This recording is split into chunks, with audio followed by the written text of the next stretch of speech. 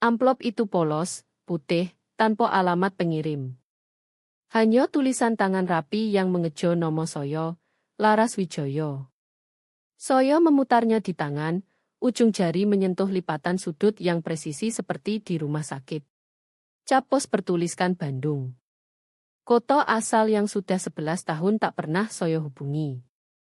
Napas Soyo tersengal. Hanya satu orang yang akan mengirim surat seperti ini. Jam dinding dapur berdetak di belakang Soyo, setiap detik terasa semakin panjang. Saat jari Soyo menyelinap di bawah flap, kertas di dalamnya berat, formal, dengan garis hitam dan huruf timbul. In Memoriam, Hasan Wijoyo, 19502024. Ruangan seakan miring. Soyo memegang meja granit yang dingin di telapak tangan. Ayah. Soyo mendongak. Raffi sudah berdiri di ambang pintu. Tubuhnya yang kurus panjang membentuk bayangan panjang di dapur kecil kami di Jakarta. Usianya 11 tahun, tapi matanya sudah penuh pemikiran dewasa, kekuatan diam di bahunya. Bahu yang dulu pernah muat di pelukan Soyo saat Soyo menggendongnya, melewati hujan deras malam itu. Ibu mau ke sono? Tanyanya pelan. Pertanyaan itu menggantung di udara, berat dengan semua cerita yang tak pernah Soyo ceritakan tentang kakeknya. Soyo tidak tahu, nak. Koto-koto itu keluar kasar. Soyo berdehem. Ini rumit. Raffi melintasi dapur, kakinya yang bersok kaki tak bersuara di lantai linoleum. Dia masih memakai piyama Superman yang Soyo beli obral bulan lalu, sudah pendek di pergelangan kaki. Apa yang terjadi waktu aku bayi? Tangan Soyo menyentuh rambutnya yang lebih gelap daripada rambut Soyo, tapi gelombangnya sama keras kepala. Kamu ingat cerita ibu tentang itu? Dia bersandar di meja. Ibu bilang kita butuh awal baru. Makanya kita pindah ke Surabaya dulu, terus ke Jakarta. Awal baru. Kota yang terlalu lembut untuk menggambarkan malam itu. Lampu teras menyinari wajah ayah saat dia berdiri di pintu rumah masa kecil Soyo di Bandung. Hujan deras membasahi baju Soyo saat Soyo memohon dia mendengar. Budi mengintip dari jendela, diam saja. Citra di mobil, mesin menyala, tapi tak pernah turun membantu. Kamu sudah buat ranjangmu sendiri. Sekarang tidurlah di sono. Koto-koto itu mengikuti Soyo sampai ke tempat perlindungan perempuan, bergema di setiap kilometer antara Bandung dan Surabaya. Yang mereka lakukan salah, suara Raffi menarik Soyo kembali. Kadang persepsinya membuat Soyo kaget, seberapa banyak dia mengerti tanpa diceritakan. Soyo melipat undangan dengan hati-hati, merapikan sudutnya. Yo, itu salah. Tapi dari kesalahan itu, Ibu bangun sesuatu. Hidup, karier di perpustakaan kota Jakarta. Apartemen kecil ini dengan furnitur bekas dan dinding penuh lukisan Raffi. Setiap bulan Soyo kirim uang lewat Pak Joko untuk bayar listrik dan air ayah.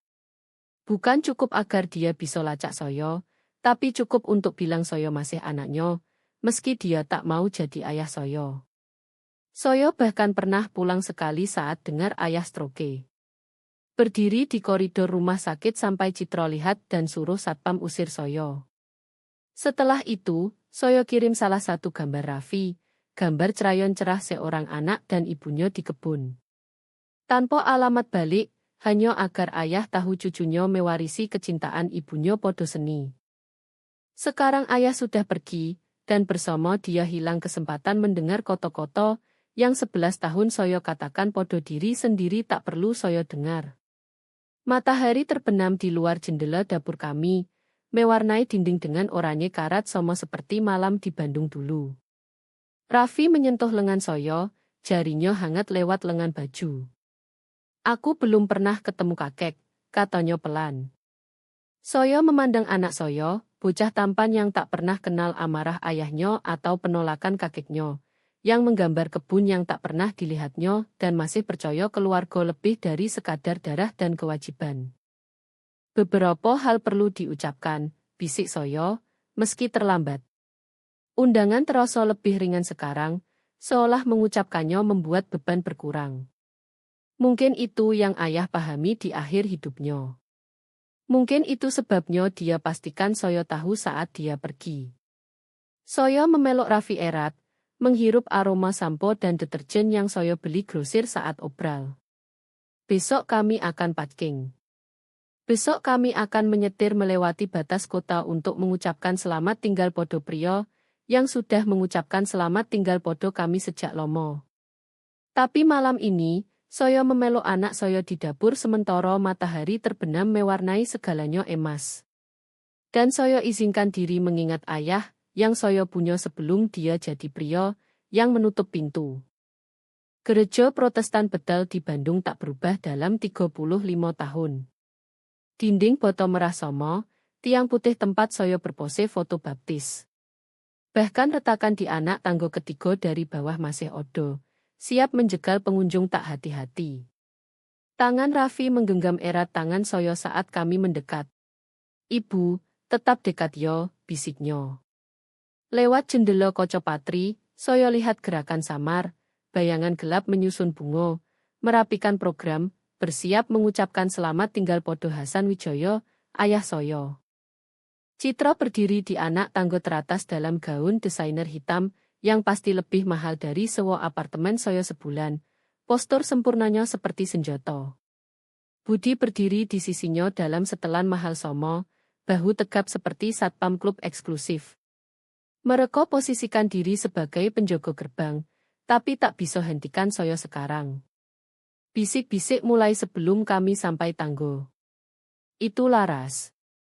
Setelah sekian lama, berani juga datang sekarang. Ibu guru minggu saya dulu, Bu Henderson, benar-benar membelakangi kami saat lewat. Pak Phillips tiba-tiba sibuk memandang sepatunya. Tapi tarikan napas tajam sepupu Rachel menusuk dalam, dia dulu bridesmaid saya. Dulu kami pernah menyelinap ke bangku belakang saat organ mulai. Kayu terasa dingin dan halus di bawah jari, familiar sampai dodo saya sakit. Berapa minggu saya duduk di sini di antara orang tua, mempelajari topi mewah Bu Miller, sementara ibu bisik observasi lucu yang bikin saya gigit bibir agar tak tertawa. Program, gumam petugas, menyodorkan tumpukan tanpa menatap mata saya. Kertasnya berat, mahal.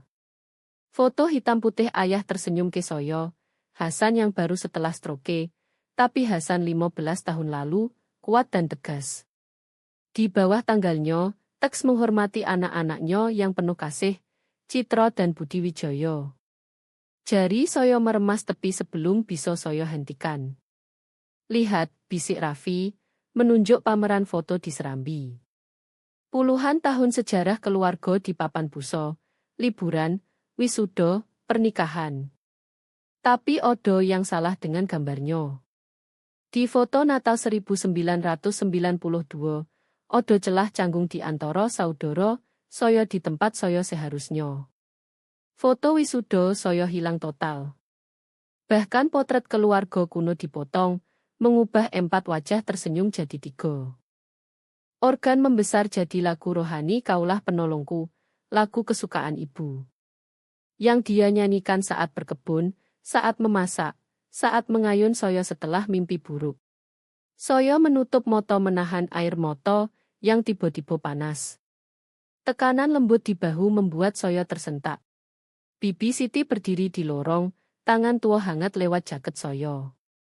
Dia tak bicara, tapi jarinya meremas sekali sebelum ke kursinya. Di belakangnya, Pak Joko menangkap mata saya dan mengangguk, wajahnya yang sudah tua penuh kebaikan. Upacara lewat kabur pujian tentang warisan keluarga dan dedikasi ayah.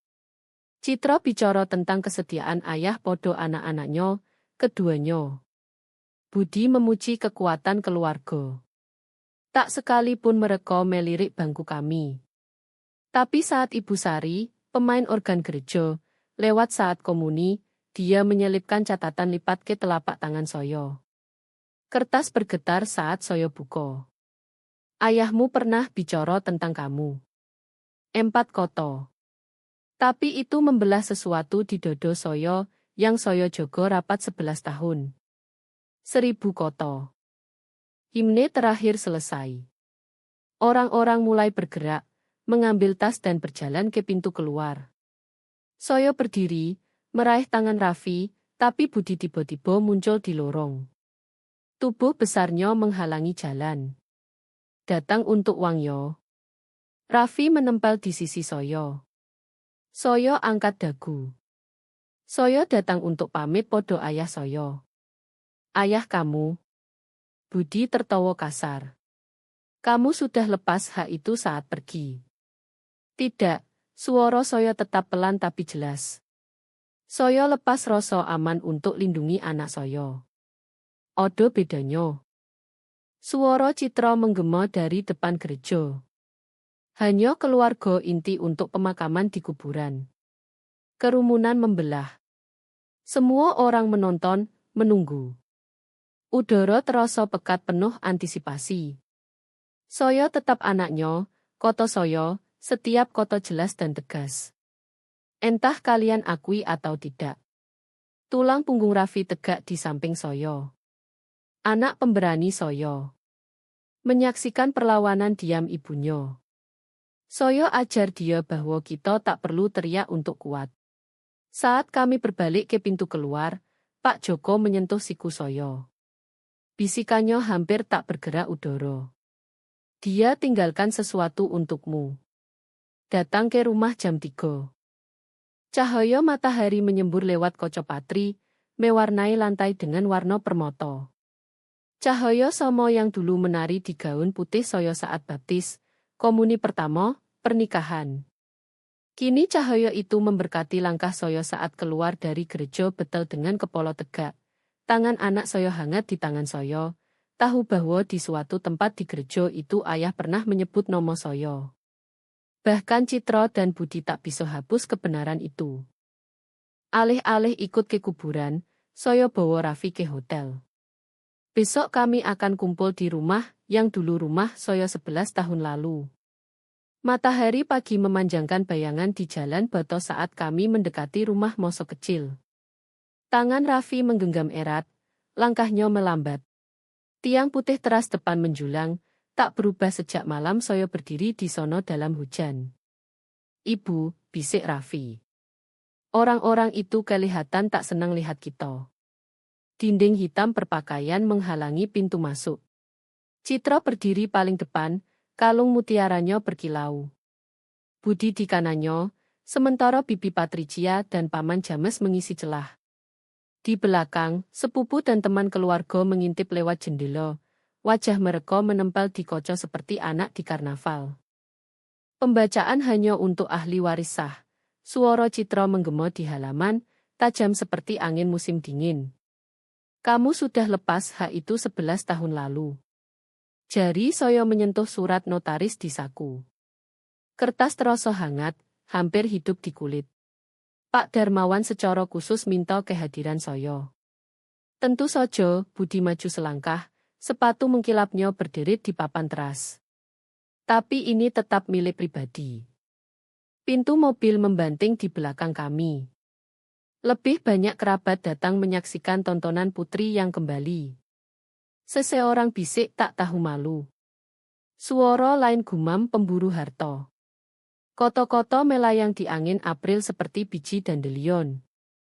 Kamu tak seharusnya bawa anak itu, koto Citra, matanya tertuju pada Raffi. Amarah lomo menyolo panas di dodo saya. Tapi genggaman Raffi menenangkan saya, mengingatkan kenapa kami datang. Saya keluarkan surat dari saku, membukanya dengan sengaja pelan. Sebenarnya, saya sudah dipanggil secara hukum oleh notaris pribadi Pak Hasan Wijoyo. Koto-koto keluar tenang dan jelas. Budi mendekat, memakai tinggi badannya untuk mendominasi kami. Trik Somo yang dulu dia pakai saat kami berebut remote waktu kecil. Dengar sini, adik kecil.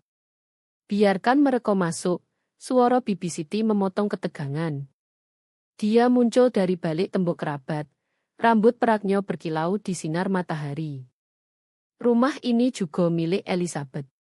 Atau kalian sudah lupa ibu kalian begitu cepat? Kerumunan gelisah. Seseorang batuk.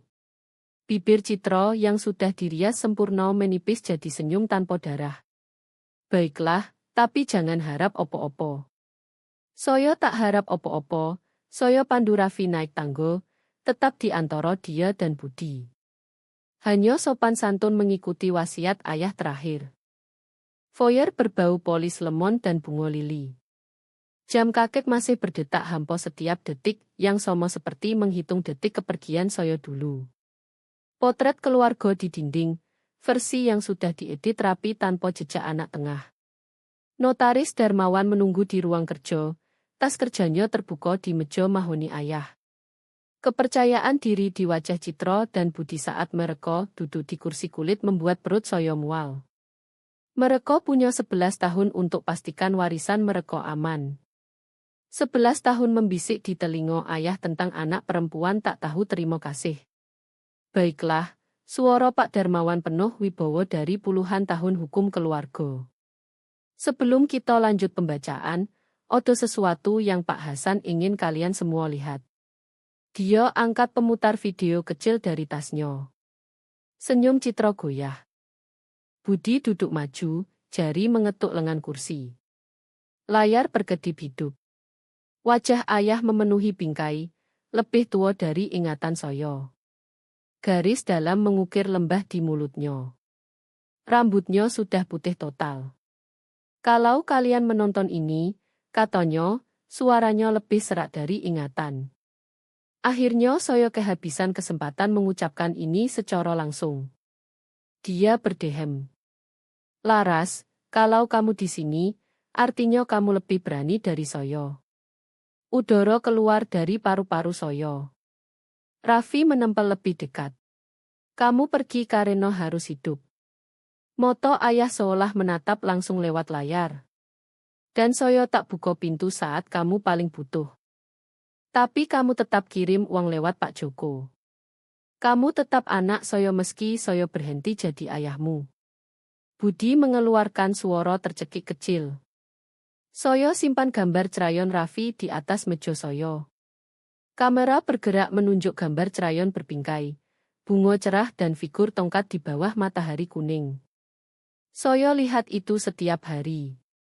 Cucu saya punya bakat ibunya dalam menemukan keindahan di hal sederhana.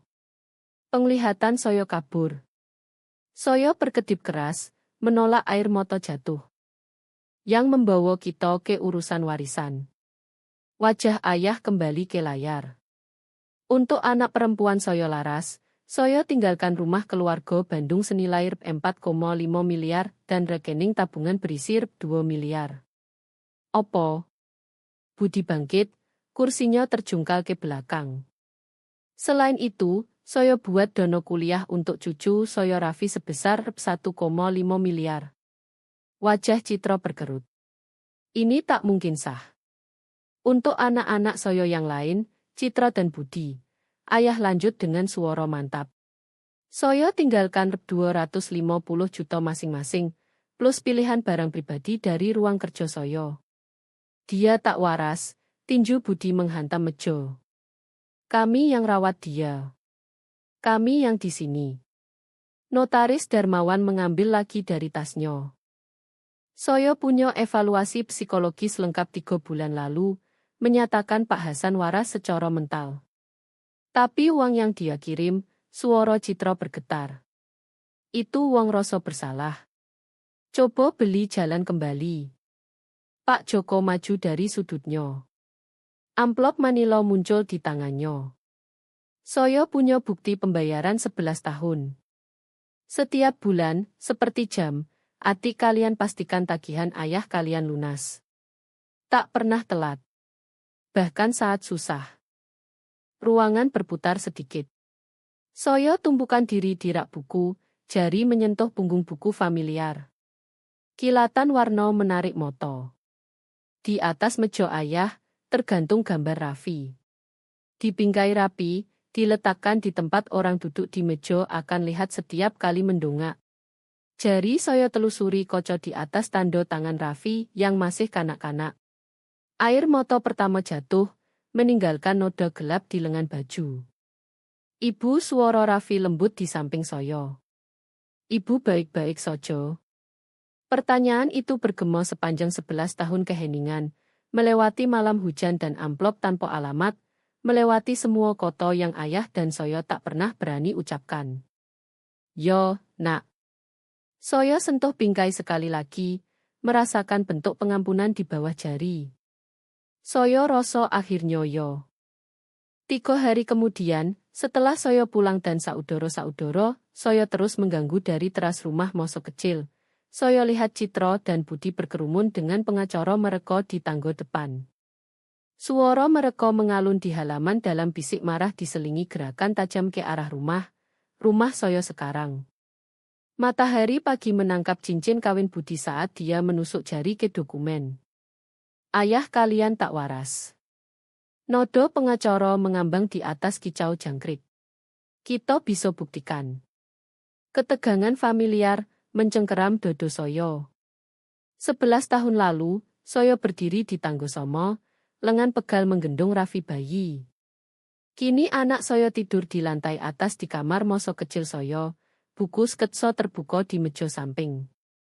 Pintu koso berderit di belakang saya. Pak Joko keluar, kacamata kawatnya berkilau.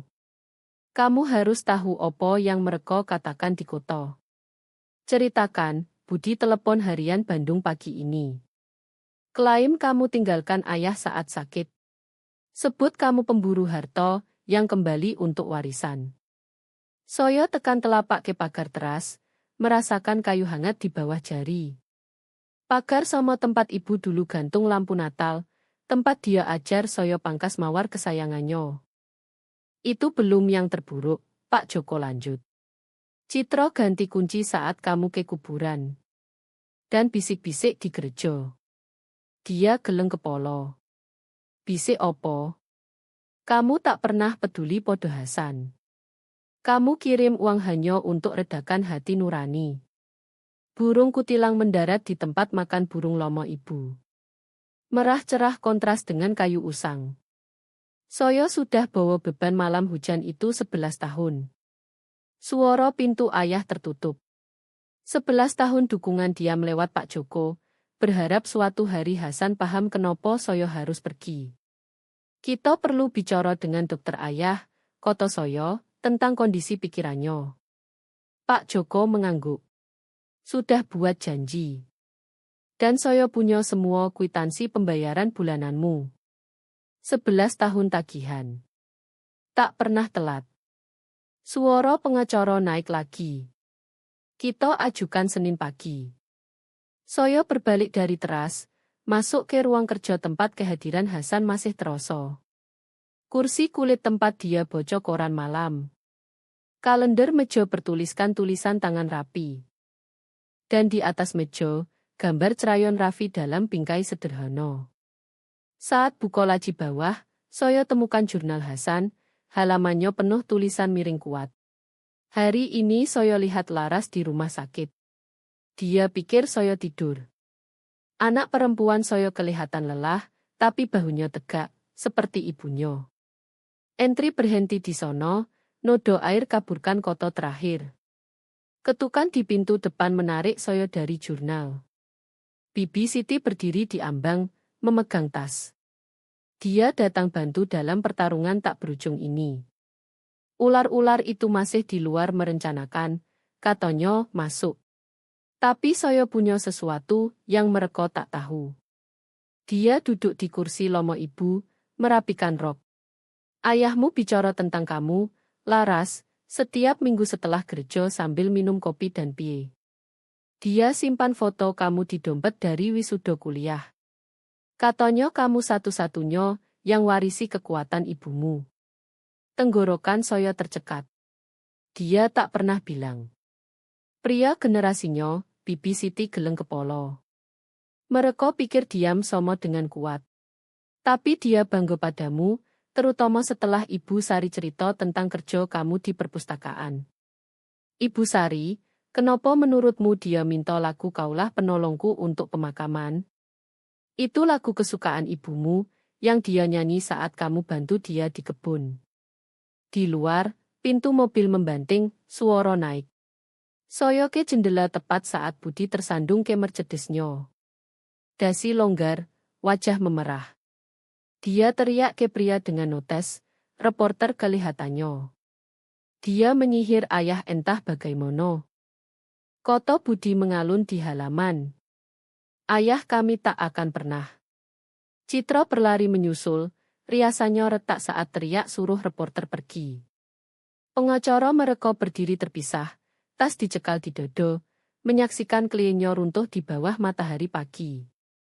Kebenaran punya cara naik ke permukaan, koto bibi Siti pelan. Seperti krim di kopi. Saya kembali ke meja Hasan, jari menyusuri permukaan halus. Sesuatu tersangkut di tepi bawah, amplop ditempel di bawah. Nomo saya ditulis tangan gemetar Hasan. Apa yang akan kamu lakukan dengan itu? Tanya bibi Siti. Amplop terasa berat di tangan, penuh koto yang ayah tak bisa ucapkan saat hidup. Lewat jendela, saya lihat saudara-saudara mundur ke mobil, tinggalkan pengacara sendirian di trotoar. Dia tatap rumah lomo sebelum ambil ponsel. Beberapa kebenaran, koto saya padanya, perlu diucapkan, meski terlambat. Papan lantai berderet di atas. Raffi bangun dari tidur siang. Sebentar lagi dia turun minta makan siang, mungkin mau tunjuk gambar baru. Anak saya, yang tak pernah rasakan penolakan, yang isi halaman kosong dengan kebun yang tak pernah dilihat. Saya selipkan amplop ke saku, simpan untuk saat saya siap. Beberapa luka butuh waktu sembuh sebelum bisa dilihat di cahaya siang penuh. Tapi untuk sekarang, beban di pinggul terasa seperti awal. Bibi Siti bangkit, sentuh bahu saya saat lewat. Ibumu pasti bangga cara kamu tangani ini. Keduanya pasti. Matahari pagi mengalir lewat jendela ruang kerja, menghangatkan kulit kursi Hasan. Di luar, burung kutilang masih bertengger di tempat makan ibu, menyanyi lagu cerah ke udara Bandung. Saya ingat semua pagi ibu isi tempat itu, bilang burung ingat kebaikan, selalu kembali ke rumah. Hari berikutnya, Citra dan Budi datang saat matahari terbenam, bawa kotak kardus usang penuh album foto. Kulit pengikat retak saat mereka buka di meja dapur, lepaskan bau apak kenangan terlupakan. Lihat, koto Citra, suaranya bergetar. Dia tunjuk polaroid 3 anak di ayunan ban. Ingat ini. Pohon ek tua di belakang gereja. Saya simpan tangan di pangkuan, lihat kuku Citra, yang dirawat telusuri tepi foto. Kenangan muncul tanpa diundang, Budi dorong terlalu keras, tali putus, ibu lari bawa plester dan ciuman. Ayah pasti mau kita keluarga lagi, moto Citra berkoco. Saya sadar dia latihan penampilan ini. Getaran kecil di suara, momen tepat usap air mata dengan sapu tangan monogram. Budi maju, jasnya meregang di bahu lebar. Kami sudah pikirkan. Dia lihat Citra, lalu saya. Yang ayah maksud sebenarnya kita bagi semua sama rata. Rumah, rekening dibagi 3, seperti waktu kecil.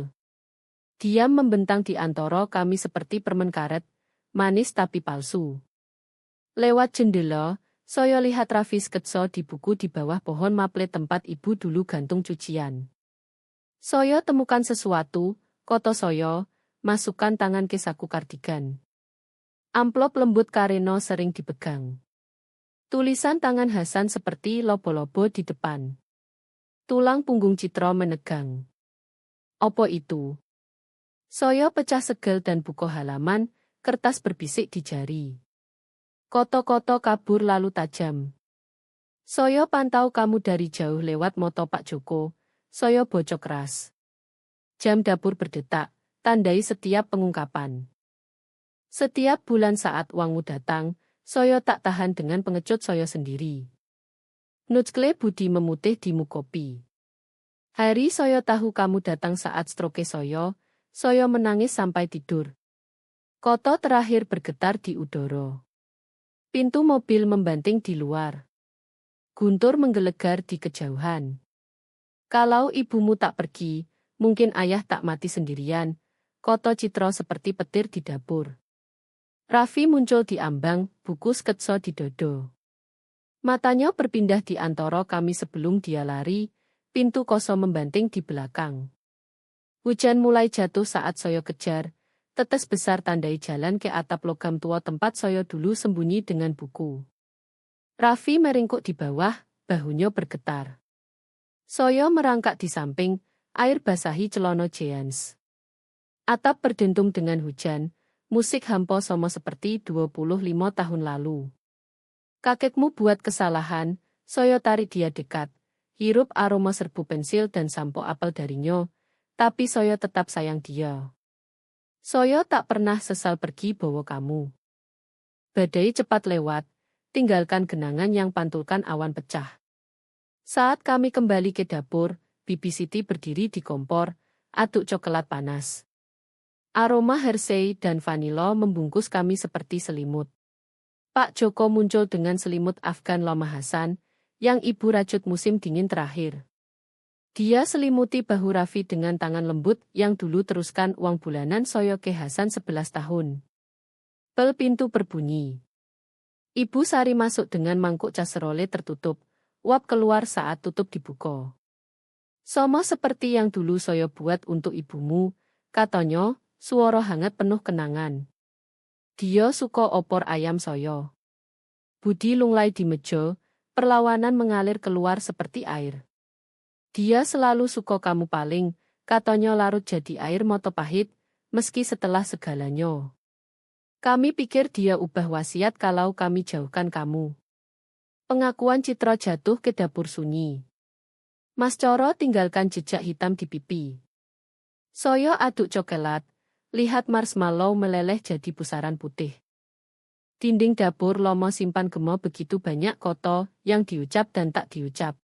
Kasar dan lembut, hilang dan ditemukan. Soyo tak pernah mau uangnya, uap naik dari cangkir seperti dupo. Soyo hanya mau dia lihat Soyo. Di luar, burung kutilang mendarat di ambang jendela. Semburat merah cerah kontras kaca basah hujan. Ibu dulu bilang mereka utusan surga.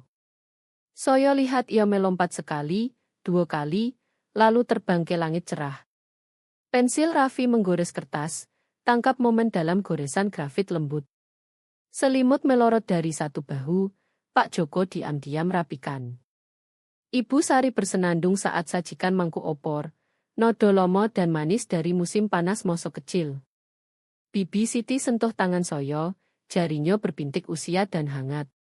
Di sudut, Citro dan Budi duduk terpisah. Topeng hati-hati mereka runtuh jadi debu, tinggalkan hanya anak ketakutan yang selalu mereka jadi. Eco merah burung kutilang tinggal di penglihatan seperti bayangan harapan. Kadang Soyo pikir, pengampunan bukan momen tunggal, tapi 1000 kebaikan kecil, mangkuk opor ayam, selimut pinjaman, perlindungan atap logam di hujan. Mau coklat lagi? Tanya Bibi Siti pada Raffi. Dia angguk dan pipi tuang dengan tangan mantap yang dulu ajar Soyo pegang cangkir teh saat kecil. Marshmallow naik turun seperti bintang putih di langit coklat. Beberapa hari mendatang akan bawa badai lebih, koto lebih, luka lebih untuk sembuh. Tapi malam ini, di dapur penuh orang rusak yang berusaha jadi utuh, Soyo rasakan benang rapuh pertama kedamaian mulai menjalin. Di luar, sisa cahaya senja warnai genangan emas. 3 hari kemudian, kunci berputar dikunci dengan bunyi mantap. Di belakang Soyo, Raffi melompat-lompat, pegang perlengkapan gambar di dodo. Kami berdiri di foyer rumah yang kini milik kami, pikiran masih tersangkut di tenggorokan seperti pancing. Boleh aku setup di ruang matahari, suaranya bergema di dinding kosong. Cahayanya pas untuk melukis. Soyo angguk, lihat dia lari ke lorong. Langkahnya aduk debu yang menari di sinar matahari pagi. Rumah tertutup sejak pemakaman, tapi di balik bau pengap, Soyo tangkap aroma polis furnitur dan tembakau pipo Hasan. Jendela protes saat Soyo buka satu persatu. Udara musim semi segar masuk, bawa bau tanah bangun dari kebun ibu. Saya berhenti di jendela dapur, ingat ibu berdiri di sini cuci piring, bersenandung lagu rohani sambil lihat burung kutilang di tempat makan. Di gudang, sarung tangan perkebunnya masih gantung di kait, kanvas hijau pudar. Jari melengkung seolah tunggu tangan ibu. Saya pakai. Pas sekali. Tempat tidur bunga liar sejak ibu meninggal. Rumput liar kusut dengan mawar pusaka, mencekik bunga halus yang dia rawat hati-hati. Tapi di bawah puing musim dingin, tunas hijau dorong ke matahari. Umbi yang dia tanam puluhan tahun lalu masih ingat tujuannya. Ibu, suara Raffi melayang dari ruang matahari. Datang lihat. Dia setup esel di sudut tempat ibu dulu berdiri. Pensilnya berbaris di ambang jendela urut warna pelangi, sama seperti ibu susun pastelnya. Saya tak pernah cerita kebiasaan itu padanya. Saya gambar burung di luar sono. Dia tunjuk burung pipit lompat di genangan. Menurutmu Nenek Elizabeth suka gambar saya? Dia pasti suka, suara saya tercekat. Dia selalu bilang seni coro kita tangkap cahaya.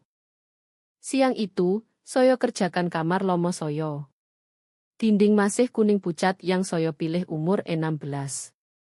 Jari saya telusuri tanda pensil di belakang pintu tempat saya catat tinggi sampai kuliah. Tanda terendah bertuliskan tangan ibu, Laras, umur 5. Kasur mengeluh saat saya duduk. Pegas nyanyi lagu lomo familiar. Di luar jendela, pohon ek besar saring cahaya lewat daun baru. Berapa malam saya berbaring di sini lihat bayangan itu menari di langit-langit. Pak Joko datang saat senja, bawa kotak kardus diikat tali. Temukan ini di ruang kerja Hasan, katanya, letakkan di meja dapur. Saya rasa kamu yang pantas punya. Di dalam, saya temukan kliping koran, promosi saya di perpustakaan, artikel program bocah musim panas kami, kartu ulang tahun yang Hasan tulis tapi tak pernah kirim, amplop disegel dan distempel. Di bawah, surat dalam tulisan tangan gemetar. Mulai hari itu, saya berhenti panggil kamu Aib dan mulai panggil kamu anak perempuan saya lagi. Setiap bulan saat uangmu datang, saya tahu saya yang gagal padamu, bukan sebaliknya. Bel pintu berbunyi sebelum saya bocor lebih. Bibi Siti berdiri di teras dengan mangkuk caserole. Di belakang, Ibu Sari melambai dari mobil. Semoga tak keberatan, kata Bibi Siti. Tapi hari Minggu, tradisi makan malam keluarga. Raffi atur meja dengan piring Cino, lomo sementara, saya panaskan opor ayam Bibi Siti. Dapur penuh suara yang saya ingat dari kecil. Garpu berdenting, es batu jatuh di gelas, percakapan nyaman mengalir seperti madu. Tunjukkan gambar baru kamu, sayang, saya panggil Raffi. Dia bangga tunjuk sketsa, burung pipit berteduh di bawah daun mawar saat hujan musim panas. Ibu Sari tepuk tangan. Pak Joko anggo setuju. Kamu punya moto nenekmu, kata Bibi Siti. Dia selalu temukan keindahan di momen sederhana. Nanti, setelah tamu pulang, saya berdiri di kebun saat malam turun di Bandung. Mawar ibu selamat, tersebar tapi keras kepala. Dengan waktu dan rawat, mereka akan mekar lagi. Lewat jendela di belakang, cahaya lampu tumpah ke halaman. Rumah terasa berbeda sekarang. Hangat, menyambut, hidup penuh kemungkinan. Ibu, Raffi panggil dari pintu belakang.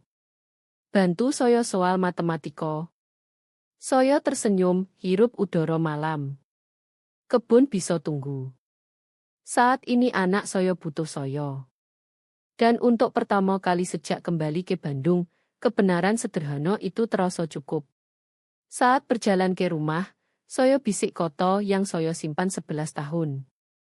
Akhirnya dia lihat saya. Lampu teras menyala otomatis, kebiasaan Hasan, hadiah penerangan terakhirnya. Di bawah cahaya itu, Raffi membungkuk di perdi meja dapur tepat tempat saya dulu duduk. Pemandangan isi dada saya dengan sakit manis, yang hampir tak bisa disebut sakit. Kami di rumah. Bukan rumah masa kecil Soyo, tapi sesuatu baru, sesuatu milik kami.